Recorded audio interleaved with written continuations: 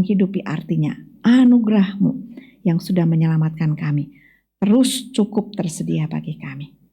Berbicaralah, tutup bungkus dengan kuasa darah Tuhan Yesus, hamba-Mu, berkatin semua peralatan perangkat yang digunakan untuk menopang penyelenggaraan ibadah dan memberitakan firman Tuhan menjadi berkat bagi banyak orang. Kami percaya Roh Kudus menyertai dan menolong kami di dalam perenungan firman Tuhan yang sebentar akan kami hayati. Kami terima kehadiran-Mu dan pelayanan yang akan dilakukan oleh Roh Kudus dalam nama Tuhan Yesus. Amin. Silakan duduk. Shalom, salam sehat, salam sejahtera semuanya. Apa kabar? Saya senang kalau Anda di sini, berarti kita sehat dan semalam kita ada gempa besar ya. Kita semua bersyukur kalau ada di sini, berarti everything is fine saja ya. Dan saya juga bisa tersenyum, artinya di Bandung tidak ada yang mengkhawatirkan. Saya bisa berdiri di sini juga dengan baik ya. Untuk melandasi firman Tuhan yang akan kita renungkan hari ini, anugerahnya cukup bagiku. Kita akan sama-sama buka Alkitab kita, elektronik kita, atau baca di depan bagi yang masih terbaca. Dari 2 Korintus pasalnya yang ke-12 ayat 7 sampai dengan ayat yang ke-10. 2 Korintus pasal 12 ayat 7 sampai 10 berbunyi demikian. Tetapi kepada tiap-tiap orang dikaruniakan pernyataan roh untuk kepentingan bersama. Sebab kepada yang seorang, kok saya baca 1 Korintus. 2 Korintus ya pasal 12, Saya bacanya soalnya dari Alkitab lebih kelihatan, lebih jelas gitu ya. Dan aku, supaya aku jangan meninggalkan diri karena pernyataan-pernyataan yang luar biasa itu, maka aku diberikan satu duri di dalam dagingku, yaitu seorang utusan iblis untuk menggocoh aku, supaya aku jangan meninggikan diri. Tentang hal itu aku sudah 3 kali berseru kepada Tuhan supaya utusan iblis itu mundur daripadaku. Tapi jawab Tuhan kepadaku, cukuplah kasih karuniaku bagimu, sebab justru dalam kelemahanlah kuasaku menjadi sempurna. Sebab itu terlebih suka aku bermegah atas kelemahanku, supaya kuasa Kristus turun menaungi aku. Karena itu aku senang dan rela di dalam kelemahan, di dalam kesiksaan, di dalam kesukaran, di dalam penganiayaan, dan kesesakan oleh karena Kristus. Sebab jika aku lemah, maka aku kuat. Kita ulangi ayat yang ke-9, kita sama-sama bacakan bersama. 1, 2, 3. Tetapi jawab Tuhan kepadaku, cukuplah kasih karuniaku bagimu, sebab justru dalam kelemahanlah kuasaku menjadi sempurna. Coba kita ungkapkan dengan bahasa sepertinya ini adalah ungkapan iman kita kepada Tuhan. Cukuplah kasih karuniamu bagiku, katakan ini seperti kepada Tuhan ya. Sebab justru dalam kelemahanlah kuasamu menjadi sempurna. Mari kita bacakan sambil setengah menghafal. 3, 2, 1. Cukuplah kasih karuniamu bagiku, sebab justru dalam kelemahanlah kuasamu menjadi sempurna. Sampai demikian jauh pembacaan firman Tuhan. Saudara, kita berbahagia kalau kita menjadi orang-orang yang bukan cuma membaca tetapi mempercayai dan menghidupi firman Tuhan dalam kehidupan kita sehari-hari. Amin. Oke, di dalam kehidupan ini tahu Tuhan menciptakan di sekitar kita, di alam sekitar kita banyak hal yang mengajarkan kebenaran-kebenaran yang bersifat ilahi untuk bisa dipahami oleh semua orang. Kita tahu the nature way, cara alam, misalnya burung Raja Wali melatih anak-anaknya terbang. Sudah sering bukan baca cerita begitu ya? Bagaimana burung ini bukan cuma memberi makan kepada anak-anaknya ketika bulu-bulunya mulai tumbuh dan mereka mulai bisa punya sayap, berkeciapan menunggu makanan, mereka sudah bisa saling berdesakan di sarang, maka tiba-tiba satu kali ya, sang burung yang biasanya datang membawa makanan datang menggoncangkan sarangnya, membalikkannya, dan anak ini kaget. Kenapa mama papaku sekarang berbuat sesuatu yang unbelievable gitu ya. Dan mereka panik sekali. Tetapi waktu panik otomatis mereka akan mengepak-epakkan sayap karena gak mau mati, konyol begitu kan ya. Dan sang ibu dan sang ayah itu akan berterbangan di sekitarnya sampai burung-burung ini satu persatu belajar terbang. Kalau ada yang belum tahu caranya terbang, menjaga keseimbangan dan hampir bahaya, burung ini secara alam diciptakan Tuhan tahu kapan saat yang pas, gitu loh. Begitu pas pada waktunya, nggak ada satu anak burung kecolongan jatuh gitu kan, nggak pernah ada ceritanya gitu ya. Dan ini satu keajaiban cara alam memberitahu kepada kita betapa penuh hikmat bijaksananya Tuhan. Ada amin? Ya. anjing, singa, hewan-hewan buas apapun bisa punya cara alam untuk melatih anak-anaknya tumbuh besar menjadi makhluk dewasa yang bisa survive. Saudara pikir Tuhan Yesus sudah begitu mengasihi kita, Bapa mengasihi kita dengan memberikan Tuhan Yesus untuk menjadikan kita orang-orang yang binasa di dalam dosa bisa punya pengharapan, hidup dengan harapan seperti yang Tuhan sediakan di zaman Adam dan Hawa di Taman Eden. Tuhan gak kasih kita seperti burung Raja Wali memberikan makanan kepada anak-anaknya supaya tumbuh besar. Tuhan gak memberkatin kita supaya kita jadi orang yang senang, bahagia, selalu sehat, gak ada masalah, lancar-lancar saja hidupnya. Maunya sih begitu. Ya Pak ya? Tapi jujur loh, anak-anak atau mungkin Anda mengalami dibesarkan dengan situasi yang selalu nyaman, kira-kira bakal jadi orang bagaimana? Jadi orang yang lebih tabah, lebih rendah hati, sayang sama orang, lebih kuat, lebih gesit, atau mostly of the time, ya, mostly kebanyakan, jadi lebih take for granted, gitu kan? Kadang-kadang mungkin malah lebih banyak bersungut-sungut kalau rada kurang nyaman sedikit, kan udah kebiasaan enak, betul apa betul? Ya, nah mereka yang mostly kebanyakan yang besar dengan situasi yang lebih sulit, diajar, apalagi kalau diajar dengan sengaja untuk menjadi tangguh, menjadi terampil, mereka besar menjadi orang-orang yang lebih whole gitu ya, lebih penuh. Dia mungkin lebih peka kepada lingkungannya, lebih peduli, lebih menghargai hal kecil karena itu semuanya dia rasakan banget. Itu tuh anugerah kalau sekarang ini baik, ada, nyaman. Betul? That's the nature way. Dan Allah punya cara yang saya sebut God's way of grace. Cara anugerah Allah juga untuk membentuk hidup kita sebagai orang percaya.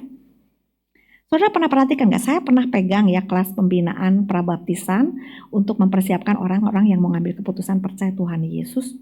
Saya bikin bahan itu dari gabungan GKI, ya, Gereja Fajar Pengharapan, Abalaf, pengajaran Alkitab yang saya tahu sesederhana mungkin untuk orang percaya Tuhan pertama kali perlu apa aja sih? Ya. Dan setiap kali saya melihat satu angkatan demi satu angkatan, saya berikan kepada mereka kesempatan untuk bisa bersaksi karena kami bentuk kelas katekisasi kami itu dalam kelompok-kelompok.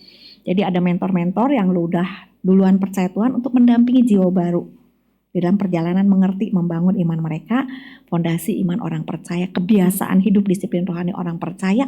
Wah, doktrin-doktrin yang susah-susah kita nggak ngajarin. Kenapa? Nanti juga lupa. Yang penting adalah gimana cara hidup survive sebagai orang percaya. Itu yang saya ajarkan ya. Jadi namanya juga prinsip menjadi murid Kristus.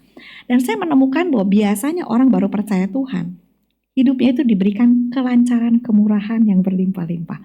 Doa yang selalu dijawab, hampir selalu dijawab. Aduh, Tuhan yang selalu menolong dan menjaga dan melindungi. Haleluya, puji Tuhan. Betul? Ya kan? Kira-kira 1-2 tahun lalu tiba-tiba mulai ada doa yang gak dijawab. Belum dijawab, mesti nunggu. Ada musibah, bisa sakit, bisa kecelakaan dan mereka bertanya, bagaimana ini dan itu?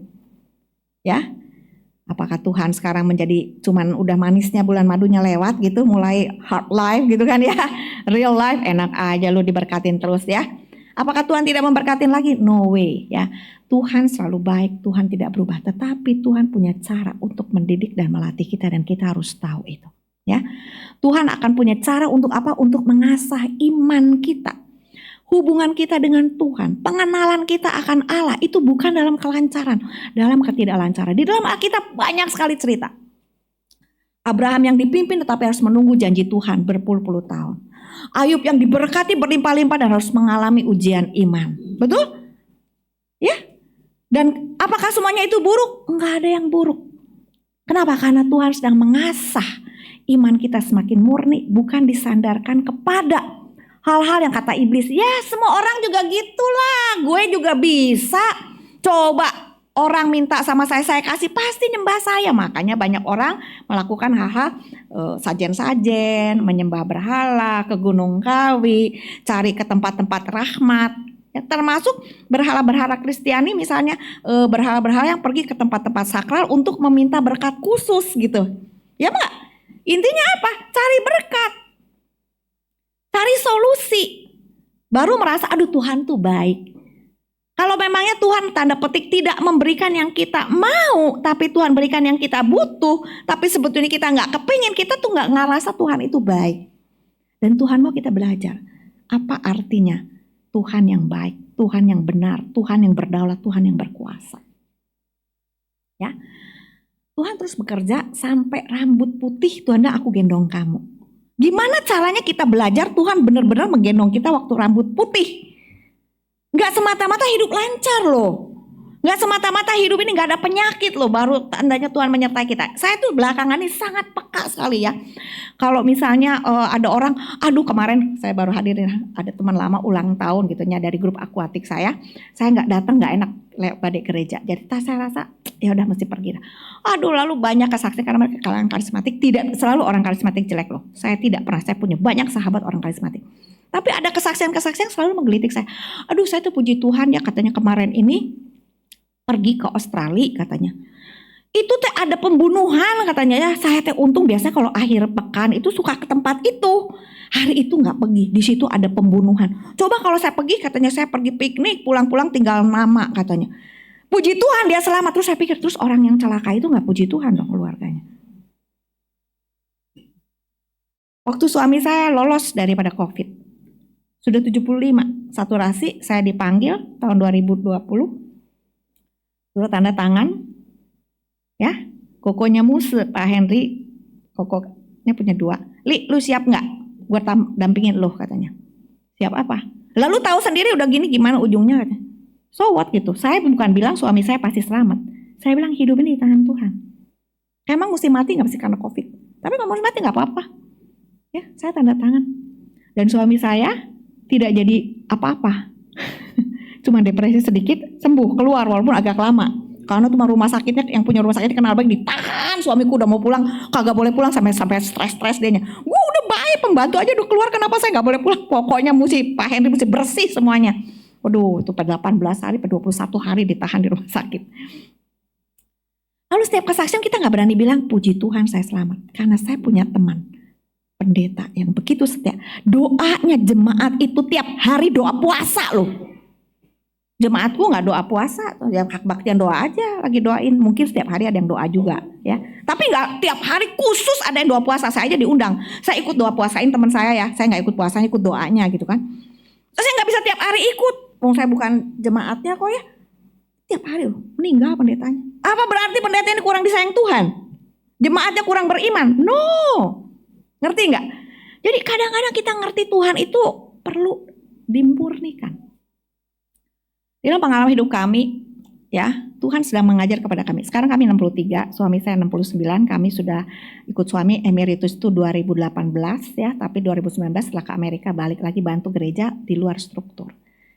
Secara manusia pada waktu itu kami berkata, humanly speaking, banyak hamba Tuhan udah pensiun, belum punya rumah dan belum tentu gereja mikirin. Itu benar-benar bergumul loh, karena dia pakai seluruh hidupnya untuk melayani Tuhan.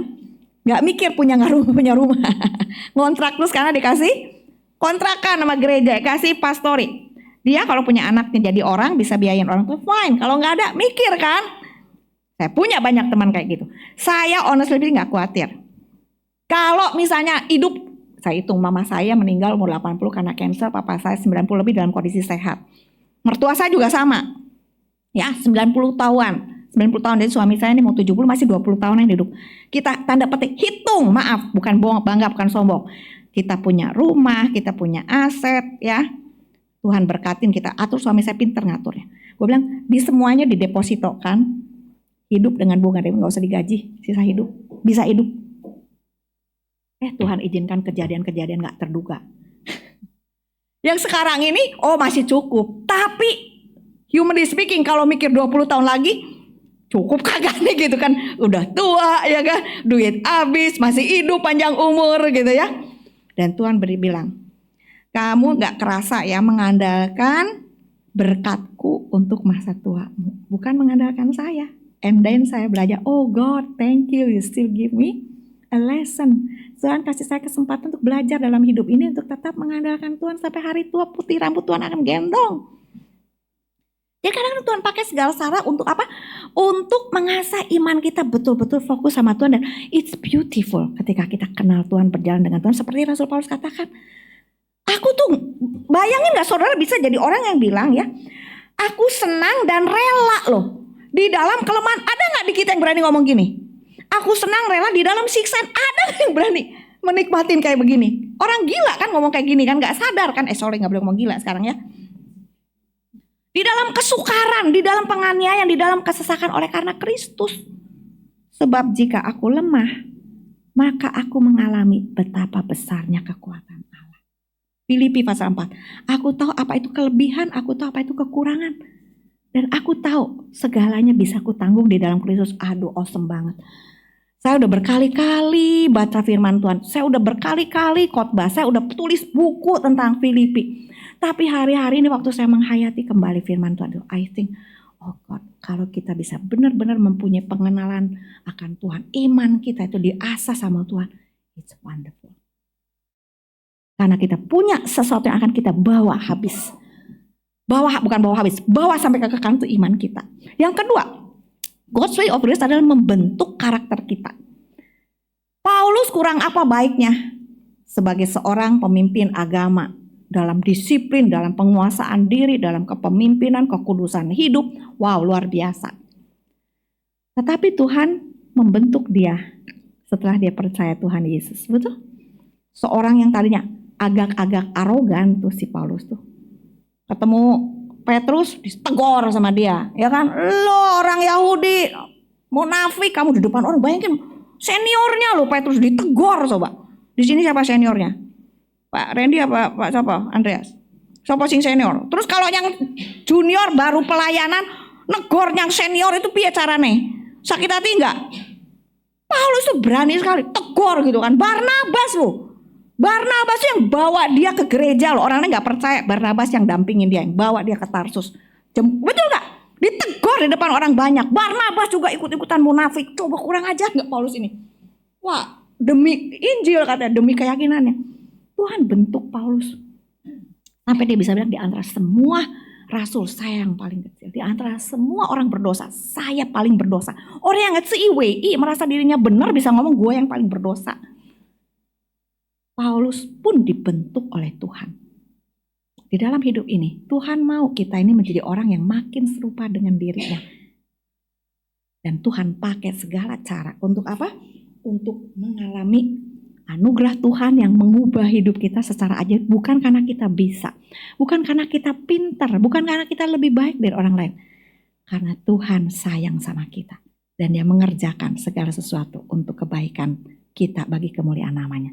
Mengalami kecukupan, kekuatan, kelimpahan, rasa aman dan tentram dalam segala keadaan. Karena kita jadi anak Tuhan. Amin. God's way of grace di dalam segala perjalanan hidup kita. Dari muda sampai tua saya berani bilang. Makanya saya berani bilang, never stop learning. Ya, hidupnya umur berapapun tetap belajar. Dan itu saya alamin, saya jalanin gitu kan.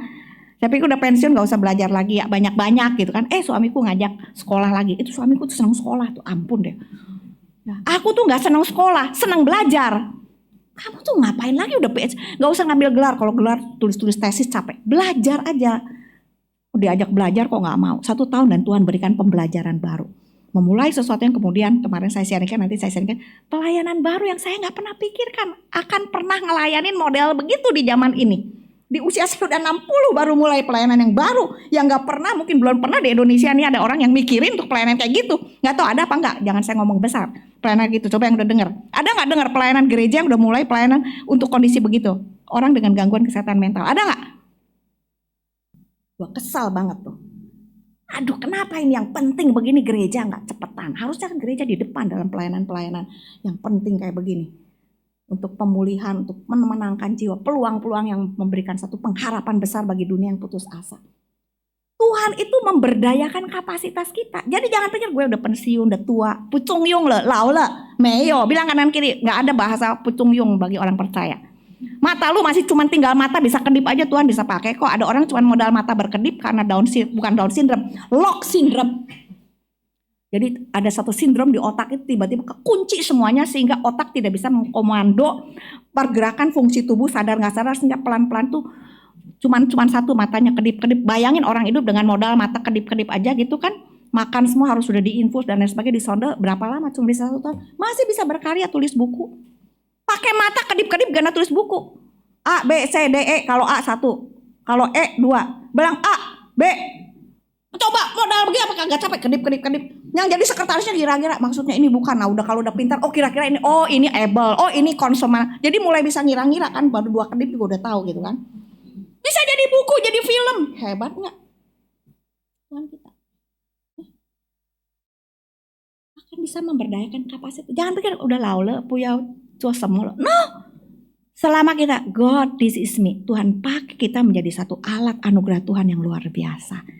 Karena semakin kita lemah, kita makin melihat Tuhan itu besar. Memperlihatkan Tuhan itu besar. Memperlihatkan Tuhan itu luar biasa.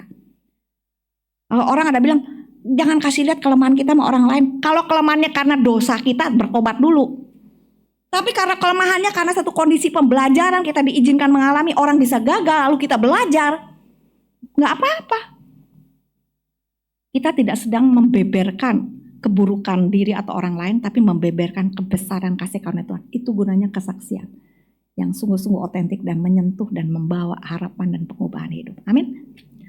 So di dalam kita bayangin, aduh mesti hidup itu iman diasah, karakter didewasakan, kapasitas kita diberdayakan itu pasti nggak mudah. Oh nggak mudah. Sampai bisa kayak Paulus itu lewat penganiayaan, kesesakan, siksaan ya. Waduh nggak mudah. Apa dong jaminannya? Oh banyak saudara sekalian. Kalau Tuhan mau punya project, dia yang tanggung jawab. Di dalam firman Tuhan yang kita baca bilang ada kasih karunia yang cukup. Apa itu kasih karunia? Kasih karunia itu ada kuasa supranatural Allah yang diberikan kepada orang percaya yang Tuhan percayakan untuk belajar sesuatu, melakukan sesuatu, melewati satu proses apapun itu. Paulus dengan kondisi tanggung jawabnya yang besar supaya nggak sombong dikasih duri dan itu mengganggu sekali, ya, mengganggu sekali hidup dengan satu kondisi kita nggak tahu. Ada orang bilang sakit mata, mungkin nggak tahu sih sekarang apa cancer, apa trakoma, jenis penyakit sekarang dulu nggak tahu apa. Tetapi dia bilang anugerah Tuhan cukup, ya anugerah Tuhan cukup. Kekuatan Allah itu akan tersedia. Kadang-kadang kita berpikir, aduh kalau saya kayak gitu nggak bisa. Dulu saya pikir, aduh jangan sampai begitu. Kalau begitu kayaknya betahan deh. Tapi waktu Tuhan izinkan terjadi, kita heran. Dari mana ya kekuatan ini? Aduh cilaka lah, nggak cukup. Waktu itu dijalanin, dari mana ya berkat Tuhan? Kok bisa? Dan di situ kita tahu, sungguh Tuhan besar. Dalam segala keadaan, aku tahu Tuhan bisa mencukupkan. Ada amin? Dan pengalaman tahu itu, nilainya berharga. Kemarin saya cerita tentang drama seorang pengusaha yang hebat, tapi pada zaman Jerman berkuasa di negaranya, semuanya itu kan diambil sama negara. Lalu orang itu merasa gue tuh punya jasa, gue tuh punya sesuatu. Dia bawa semua ijazahnya, kredensial dia, penghargaan dari pemimpin yang dulu, pemerintahan yang dulu. Nih gue tuh orang berharga, lu jangan pandang enteng gitu. Lu boleh jajah negara gue, tapi gue nih orang penting di sini.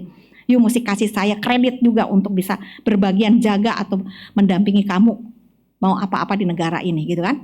Lalu si orang Jerman ini nasib, oke ini semua yang kamu punya, jasa-jasa kamu, catatan, piagam-piagam, semua. Oke saya buang ke tempat sampah. Apalagi yang kamu punya? Gak ada apa-apa lagi. Yang diandalkan secara manusia gak ada. Tapi kalau kita semua boleh diambil, kita punya iman, kita punya karakter, kita punya kemampuan, kapasitas yang diasah terus ngadepin apa aja, diambil, kita bisa bangkit lagi. Karena kita punya Tuhan dan kita percaya Tuhan, ada amin. Kita punya karakter yang kuat, bisa rendah hati, bisa resilient itu bisa bertahan, bertekun, ya bisa bersabar. Dan semua hal-hal yang bersifat resilient, kapasitas yang terasah, iman kepada Tuhan, itu modal lebih daripada cukup. Orang bisa hidup di mana aja. Percaya anak-anaknya? Di mana aja. Gak punya apa-apa, bisa karena Tuhan menyertai dia dan dia kenal Tuhannya. So wonderful, anugerah Tuhan cukup, bilang kanan kiri cukup. Apa yang sedang saudara alamin, ketahui ada anugerah Tuhan yang cukup. Cuman gak cuman diam kalau cukup itu ya, kitanya perlu belajar gitu kan, menggali dan lain sebagainya. Rasul Paulus berkata dalam kelemahan kita, kuasa Allah dinyatakan menuju kesempurnaan penuh ya. Teleiotai, namanya ini bahasa Yunani gimana nih ya bacanya? Teleiotai. Artinya apa? Ketika kita lemah, Tuhan kasih kuasa bekerja, dan kuasa itu memproses kita berlangsung satu proses yang teratur, berulang-ulang untuk membuat kita makin sempurna.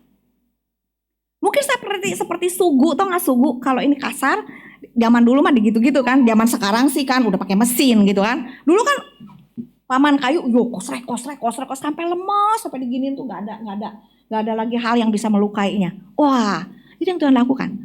Until we are perfect in His eyes. Di dalam kitab Perjanjian Lama ada satu ilustrasi, Tuhan memurnikan kita seperti emas, itu digodok panas sampai kotorannya habis. Lalu sampai itu tuh beningnya gimana, sampai dia tahu kapan harus berhenti kalau nggak rusak. Sampai dia bisa bercermin, ini udah selesai di tempat panasnya. Gitu loh. Hebat nggak? Tuhan tahu kapan berhenti. Ya. Itu sebabnya dalam 1 Korintus pasal 10:13 mengatakan, tidak melebihi kekuatan kita, ada waktunya, kedaulatannya mengendalikan. Pencobaan yang kita alamin yang Tuhan pakai. Dari mana aja pencobaan, bisa disebabkan si jahat, atau memang Tuhan izinkan, Tuhan Maha Kuasa berdaulat. Gangguan kesehatan, gangguan mental berkenaan dengan brain disorder, itu kerjaannya Tuhan. Saya bilang kalau mau nyalahin siapa? Bukan nyalahin orang tua, nyalahin pengalaman dulu, salah gaul, salah minum, salah nginjek gitu kan, kesantet katanya, jadi dia sakit jiwa gitu kan. No, itu pemicu, trauma pemicu. Tapi kalau otaknya dikasihnya kuat, bisa lewat. Tapi kalau otaknya, desainnya itu memang punya kelemahan karena dosa itu membuat manusia makin cacat, macam-macam cacatnya, itu nggak bisa. Menjadi penyakit. Ya. Di dalam kelemahan, mengalami hal seperti itu, Tuhan tetap mengendalikan. Tuhan kasih anugerah untuk bisa menghadapi bagi orang yang percaya dan mau bekerja sama dengan Tuhan. Jadi jaminannya ada kontrol ilahi. Dan ketika saya tahu, saya belajar, ini ikut Tuhan tuh ya, mengalami segala sesuatu, penting satu hal. Kalau mau percaya kedaulatan Allah, percayanya 100%. Begitu Anda meragukan kedaulatan Allah, kayaknya ini masa sih Tuhan tega-teganya? Enggak salah Tuhan tuh. Berarti kita meragukan hikmatnya, hidup kita akan terombang-ambing. Bimbang, takut, cemas, marah, ragu-ragu, bertanya-tanya, curiga. Wah, itu semua racun itu. Racun yang menggangsir habis kekuatan tenaga, mental, emosi kita. Kita gak bisa hidup, gak bisa survive karena perjuangan kita melawan situasi kegrogot habis dengan pergumulan iman kita terhadap Tuhan kok begitu ya, Tuhan kok tega ya, Tuhan sampai kapan sih gak percaya kepada waktunya Tuhan. Tapi kita bersyukur firman Tuhan mengajarkan dan banyak kesaksian sepanjang sejarah menunjukkan tidak pernah melebihi kekuatan kita. Ada waktunya, waktu kita gak kuat, Tuhan hentikan. Kedaulatan Allah yang mengendalikan, bukan kekuatan kedaulatan manusia. Kita percaya pada kedaulatan Allah. Kalau percaya pada kedaulatan Allah, kita gak usah nanya-nanya. Tugas kita berdoa dan melakukan bagian kita yang terbaik. Itu saja. Ya. Dan di dalam semua proses, anugerah Tuhan cukup. Apa jaminannya? Di dalam firman Tuhan berkali-kali dikatakan. Kejadian 50:20, cerita Yusuf. Roma 8:28. Ada Allah yang terus bekerja untuk mendatangkan tujuan akhir yang baik. Dalam segala sesuatu dia bekerja. Ingat tadi proses mengasah, memperhalus, menyempurnakan iman kita, karakter kita. Supaya apa? Supaya rancangan ilahi yang mulia itu tergenap dalam hidup kita bagi kemuliaan nama Tuhan. Dan itu kita bisa merasa begitu puas hidup ini, satisfied, fulfill, penuh. Tapi juga gak bisa sombong gitu loh. Itu blending yang sempurna banget antara diri kita dan Allah kerja di dalam hidup kita. Mau nyombong gak bisa nyombong. Apanya yang bagus gitu loh mau disombongkan kalau bukan karena Tuhan. Tapi kalau dibilang mau berbangga hati juga ada memang bangga kok kayak gini bisa jadi begitu gitu loh. Jadi it's beautiful gitu kan. Anugerah Tuhan cukup bagi kita ya. Nah, di dalam perjalanan anugerah supaya kita boleh mencapai apa yang terbaik yang Tuhan mau, yang Tuhan maksudkan, yang Tuhan kerjakan dalam hidup kita, kita perlu berjalan di dalam satu percaya, trust, menerima, terbuka kepada apa yang Allah bisa, mau, mungkin lakukan dalam hidup kita. Never limit God. Bilang kanan kiri, jangan pernah membatasin Tuhan. If you trust God, then sky is the limit. Limitnya tuh sky. Yang namanya limitnya sky kan gak bisa ditentukan di sini di sana, ya gak? Kita sebut di sini, ternyata masih ada lagi ke sana, masih ada. Sky is the limit. Kita gak pernah tahu sampai di mana Tuhan bisa bekerja. Tuhan tidak tahu sampai bagaimana Tuhan bisa berkarya melalui hidup seseorang. Entah diri kita atau orang lain kita anggap gagal, nggak mungkin, nggak sempurna. Jangan batasin. Oh, Tuhan menguji kami dengan satu situasi yang hanya percaya kepada Tuhan.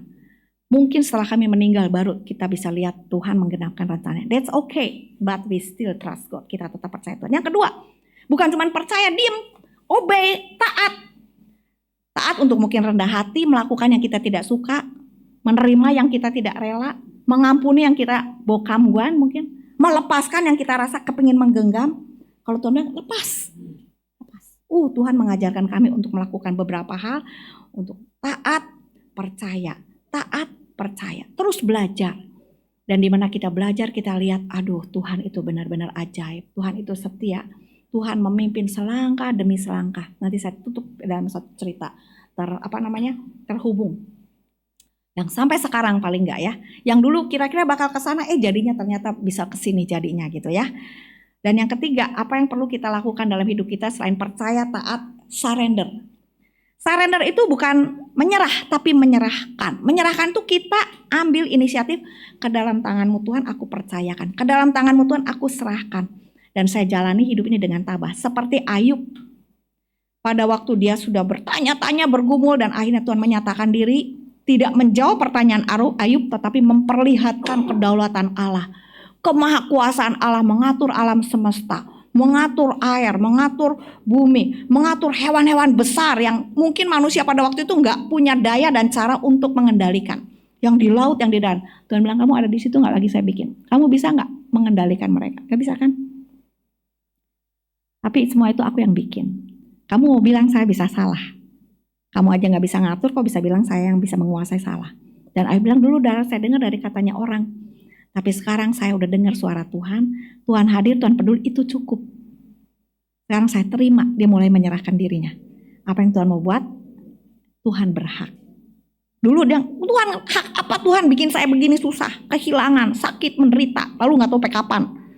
Gua mau debat sama Tuhan ya, ayo siapa yang jadi pengantaranya nih. Sampai gitu loh Ayub loh. Tapi waktu Tuhan menyatakan dirinya, sekarang aku duduk dalam debu, dan menunggu, silahkan Tuhan mau bikin apa aku. Begitu dia rela, beban itu terangkat, penderitaan itu terhenti. Mungkin dalam kasus Ayub berubah situasinya. Kalau dalam hari ini begitu seseorang menerima, taat, menyerahkan, menjalani dengan tabah, beban yang dulunya aduh itu terangkat, plong gitu loh.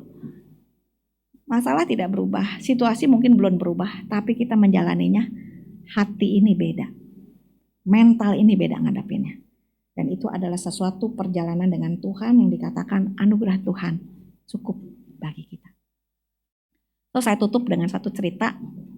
Ini saya kemarin dari Israel, ya. Anugerah Tuhan cukup bagi kita. Saya dibesarkan dalam keluarga angkat karena saya sebetulnya adalah anak dari satu keluarga di Malang. Semuanya Buddha Toto. Saya anak ke-9, ya. Saya mengalami hidup besar di keluarga angkat saya yang pas-pasan sebetulnya. Waktu dia orang angkat saya kondisi ekonomi baik. Tapi kemudian melorot sampai satu kondisi pokoknya pas. Ya, saya bisa sekolah, SMA, saya ragu-ragu saya bisa kuliah. Karena saya tahu papa saya jualan jamu, eceran rokok zaman dulu ya, warung kecil. Saya suka bantu bikin jamu. Paling untungnya berapa perak gitu saya tahu. Saya bilang, aduh mau kuliah mana cukup nih buat gua kuliah gitu kan. Saya nggak pernah tahu saya bisa kuliah nggak. Tapi kita hidup cukup ya. Mana tahu saya bisa sekolah ke saat dipanggil Tuhan jadi hamba Tuhan, gereja yang biayain waktu itu. Karena keluarga saya nggak setuju dong. Tapi saya ke Malang berarti kembali ketemu sama keluarga kandung saya. Saya tahu panggilan saya untuk menjadi berkat bagi keluarga saya ya. Tuhan punya panggilan atas hidup saya. Kalau saya tinggal dengan keluarga kandung saya mungkin paling banter jadi Katolik gitu lah. Paling banter. Sekolah paling banter cici saya SMA selesai, cici saya SMP selesai nggak sampai SMA. Kuku saya nggak ada yang sekolah sampai SMA. Tapi kuku saya pinter-pinter ya. Cici saya pinter-pinter. Sekolahnya nggak ada yang tinggi. Papa saya bukan orang yang suka nyekolahin anak. Saya bisa S2. Ya, Anugerah Tuhan nggak? Anugerah Tuhan. Bisa melayani, bisa menikah, berkeluarga, tinggal dengan mama dan mertua, jadi satu serumah bertahun-tahun. Sekarang udah bebas tugas semuanya, sudah di surga semuanya ya. Saya rasa Tuhan punya rencana indah dalam hidup saya. Tuhan memberkatin saya. Kalau melihat saya nggak pernah menyesal, nggak ada sakit hati. Kenapa saya dikasih ke orang, justru saya bersyukur kepada Allah. Karena saya bisa kenal Tuhan, saya bisa jadi hamba Tuhan. Ya, saya terpanggil untuk memberitakan Injil kepada keluarga kandung saya, yang papa saya, mama saya tuh nggak percaya Tuhan. Wah, kental kok saya semua aliran percaya kepada Budanya macam-macam.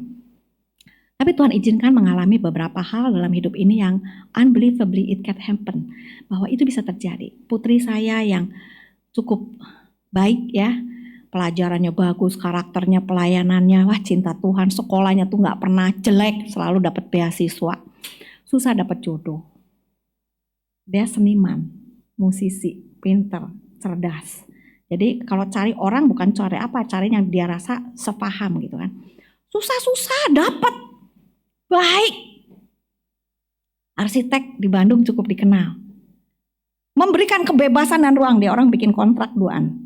Lu gak ngikat gua gak ngikat lu. Jadi suaminya sibuk sebagai arsitek, dia sibuk sebagai musisi. Nanti ketemu duaan, wah kayak pacaran terus tuh.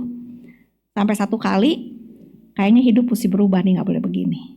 Dan itu malam terakhir, setelah rapat bersama di Jakarta, suaminya balik ke Bandung, akhirin konser di Jakarta di kedutaan. Besoknya suaminya tabrakan meninggal, saya waktu itu di Amerika. Itu kejadian memukul keras keluarga kami. Ya. Jadi Airin ini adalah sayap kebanggaan kita, sayap emas kita. Saya sebut dia adalah mutiara putihnya. Tuhan kasih kepada kami mutiara hitam. Saya sebut mutiara hitam. Hitam bukan berarti jelek loh, mutiara hitam mahal loh. Ya, putra kami adalah anak yang cerdas, pandai, cakep. Lagi dia pernah ke Batam, lagi itu kerja, disebut sebagai, ada FC katanya. Lumayan cakep soalnya dia. Ditato, badannya bagus, wah keren lah. Tapi Tuhan izinkan sesuatu yang saya tidak mengerti. Dia memiliki gangguan kesehatan mental, bipolar. Dan waktu memicunya itu, waktu di Australia. Aduh. Jadi masa sulit, kenapa? Udah bagus-bagus sekolah, tiba-tiba hancur di situ ya. Rasanya nggak ada masa depan. Saya nggak bisa lagi bermimpi tentang masa depan untuk anak-anak kami. Hamba Tuhan tuh kebanggaannya kan keluarga kan, ya kan? Sayapnya ini dua-duanya kalau sayap udah patah, udah ngeplek, gak bisa terbang. Malaikatnya dia malaikat. Gagal lah kalau bicara keluarga apa, suamiku bilang, keluarga, temanya apa? Kalau hubungan suami istri kita masih bisa ngomong. Kami hubungan baik. Ngomong parenting, forget it. Doa, forget it. Kenapa? Tuhan gak jawab doa kita. Why? Pergumulan saudara sekalian. Tapi kalau saya nengok ke belakang sampai hari ini, Tuhan terus bekerja, menjaga iman kami, mengasah iman kami, karakter kami. Dulu hubungan sama mertua baik, pelayanan di gereja baik, sampai orang bilang, aduh almost perfect gitu loh. Everything perfect, good. Gak pernah saya ribut sama rekan kerja, gak ada tuh urusannya sama mertua, mama gak ada tuh ribut. Jadi kesaksian. Jadi waktu kejadian bergumul dengan anak kami laki-laki, majelis kami ada satu, semua kami percaya kalian itu gak salah. Tuhan juga gak salah, ada waktunya. Tuhan izinkan duri supaya semua manusia jangan sombong. Sampai ada orang begitu loh. Gimana gitu rasa nerimanya supaya kita jangan sombong. Tuhan tuh sampai kasih sesuatu yang itu adalah anak saya mengalami hal yang gak menyenangkan gitu loh. Supaya jangan sombong. Duh Tuhan, kalau jangan sombong jangan anak gue dong yang kena. Tuhan kok kejem banget sih. Tuhan gak kejem. Karena Tuhan tidak, Tuhan punya cerita yang berbeda. Ternyata peristiwa pengalaman dengan putra kami ini, yang saya tahan gak berani ngomong bertahun-tahun, mendapatkan jawaban 2018 waktu kami setelah emeritus di Amerika. Ada satu kejadian lagi saya nggak usah cerita. Dan di situ saya kenal dengan apa yang namanya NAMI, National Alliance on Mental Illness. Belajar kebenaran tentang yang namanya di dunia ini sekarang tantangan di dunia. 1 dari 4 orang dewasa menurut WHO, 1 dari 6-7 anak muda 17%, 10% 1 dari 10 anak-anak di dalam sepanjang tahun kehidupannya, setiap tahun selalu ada orang yang mengalami gangguan kesehatan mental. Ya, satu kondisi di mana orang punya cara berpikir, cara mengungkapkan diri, cara mengelola emosi, kontrol diri, mengatur hidupnya tuh kayak gimana gitu. Baik-baik tapi kok kenapa gini? Keluarga baik-baik, keluarga terdidik, terpelajar bisa punya kasus gitu. Ya. Dan itu sesuatu yang banyak keluarga tidak berani terbuka berbicara karena aib, stigma. Who can save them? Who can tell them, teach them? Tuhan udah mulai pekerjaan ini. Tapi di Indonesia belum. Dan Tuhan bilang, oh itu toh. Saya belajar, saya dibukakan, saya harus taat, saya harus rendah hati, saya harus mulai terbuka bicara. Dan lahirlah pelayanan Kaumi, Care for Overcomers on Mental Illness, yang sudah dimulai mulai 2022 akhir. Karena pandemi tertunda. Jadi waktu itu udah tertunda, Tuhan kapan mulai nih? Udah waktunya Tuhan. Ada satu keluarga mengalami, bukan jemaat kami, persis kasusnya dengan anak kami, anaknya sekolah di luar negeri, tiba-tiba mengalami satu kasus out of control. Mereka devastated, hancur hati. Neneknya bilang, salah gaul, kurang komunitas, kurang ke gereja sih. Saya bilang, no. Itu adalah gangguan penyakit otak yang bisa menimpa siapa saja di seluruh dunia seperti halnya COVID. Dan kami kasih pendampingan, cari dokter nggak apa-apa, cari psikiater, cari perawatan terbaik. Sesuaikan space-nya, rubah mimpimu, serahkan kepada Tuhan. 1 bulan mereka tahu gimana ngadepinnya, anaknya bisa ditarik kembali, sekarang udah dikembalikan lagi sekolah, masih jatuh bangun. Tapi keluarga ini menghadapi dengan pandangan yang nggak lagi meraba-raba dan salah kaprah.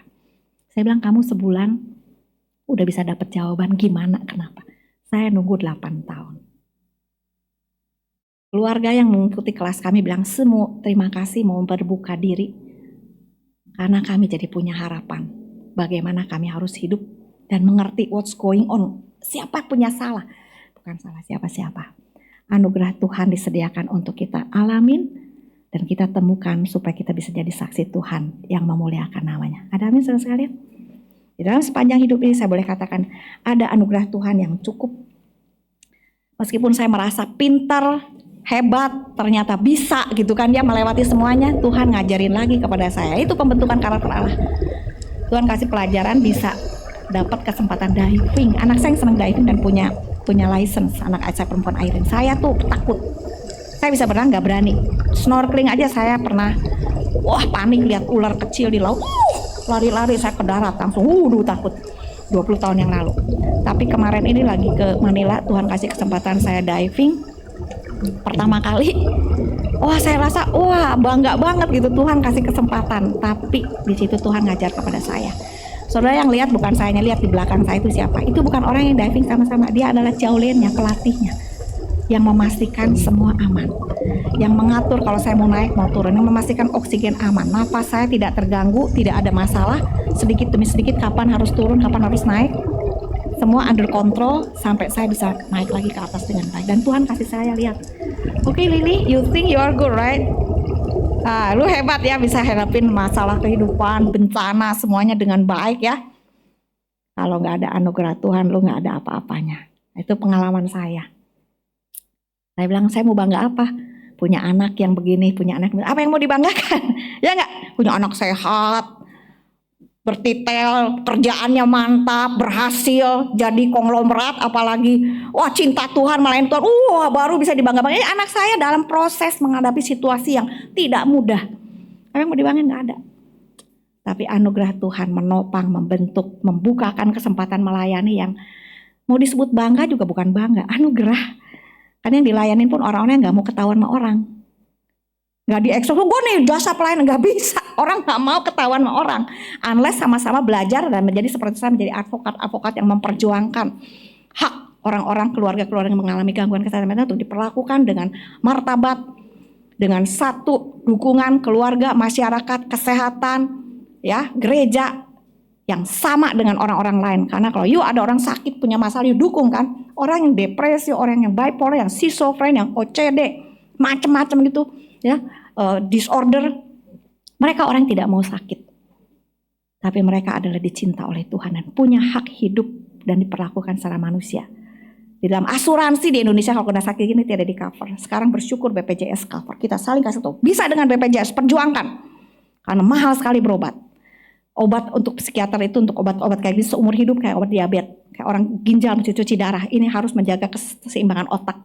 Bukan kayak orang sakit kepala kalau udah baik berhenti minum obatnya. No, ini otak, pusat kontrol hidup manusia. Kalau otaknya nggak stabil, mesinnya nih kayak sound system sananya rusak, semuanya kacau. Jadi ini harus baik. Ini ciptaan Tuhan yang nggak bisa digantikan, belum bisa dioperasi bagaimana kecuali kalau ada tumor diangkat. Syaraf dengan syaraf salah itu masih belum. Kita perlu anugerah Tuhan. Perjuangkan hak sampai kepada undang-undang kalau di Amerika itu. Indonesia belum. Tapi saya nggak tahu berapa orang bersaudara kita udah punya peserta yang S2 di bidang hukum, yang sedang ambil S3 di bidang hukum, dan kita punya story terkait mental health. Ya siapa tahu di Indonesia satu kali, barangkali bisa sampai ke sana untuk menjadi terobosan pelayanan. Anugerah Tuhan bukan? Anugerah Tuhan yang memberdayakan. Sakit nggak? Sakit sekali, karena saya harus mengakui saya punya yang kayak begitu. Artinya genetika di dalam keluarga saya ada. Dan memang ada. Memang ada. Ya. Ada sesuatu yang tidak sempurna, tapi anugerah Tuhan cukup dan baik. Ya, kita tutup dengan sebuah lagu.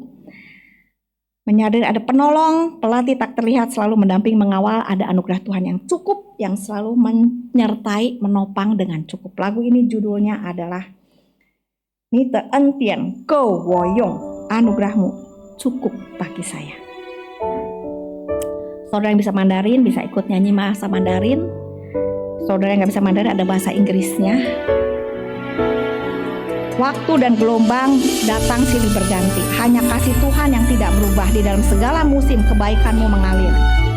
Melalui api dan hujan, Yesus, Engkau menjadi kekuatanku. Setiap momen kehadiranmu ada. Tuhan, anugerahmu cukup, dalam kekuatan Engkau kuat. Yesus, aku punya segalanya di dalam Engkau.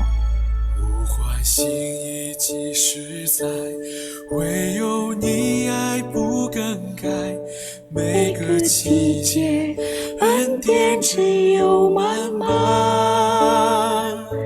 虽然经过水和火，靠着主我就刚强，每时每刻你与我同在。呼唤心意即实在，唯有你爱不更改，每个季节恩典只有满满。虽然经过水和火，靠着主我就刚强，每时每刻你与我同在。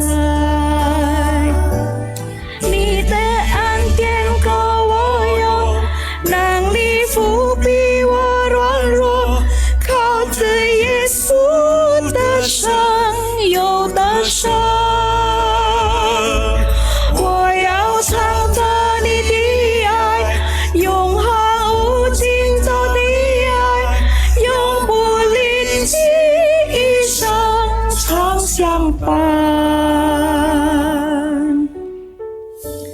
Kita harus menyanyikan anugerah Tuhan yang besar, karena kasih-Nya tidak pernah berubah, menyertai Anda dan saya sepanjang hidup kita, apapun yang kita alami. Amin. Perubahan musim, perubahan hidup, Tuhan ada dan menyertai. Anugerahnya cukup bagi kita melewati segala musim kehidupan. 1, 2, 3, 4. Times and times receive and change. Only your love will remain.